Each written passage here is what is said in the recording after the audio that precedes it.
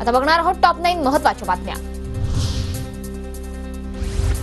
तांत्रिक बिघाडामुळे मध्य रेल्वे विस्कळीत। टिटवाळा ते सीएसएमटीला जाणाऱ्या लोकल गाड्या उशिराने धावतायत। स्थानकांवर प्रवाशांची मोठी गर्दी। आज दुपारी 1 वाजता 12वीचा निकाल जाहीर होणार। बोर्डाच्या संकेतस्थळावर दुपारी 1 वाजता निकाल पाहता येणार। बोर्डाकडून अधिकृत घोषणा जारी।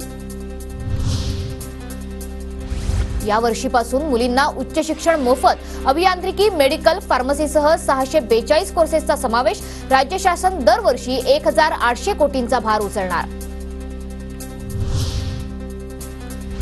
मान्सूनची अरबी समुद्राच्या दिशेनं वेगानं वाटचाल। दक्षिण भारतात जोरदार पाऊस। महाराष्ट्रात 26 मे पर्यंत हलक्या पावसाचा हवामान विभागाचा अंदाज।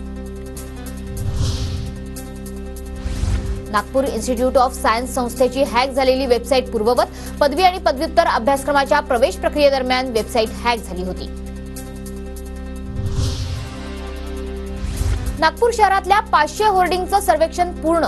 अधिकृत अनधिकृत असलेल्या 7 होर्डिंग्स पालिकेने काढल्या। रेल्वे आवारातील होर्डिंगचं स्ट्रक्चरल ऑडिट करण्यासाठी मनपा रेल्वेला पत्र देणार। छत्रपती संभाजीनगरमध्ये होर्डिंग तपासणीचे आदेश। विभागीय आयुक्तांकडून मराठवाड्यामधल्या होर्डिंगचा आढावा।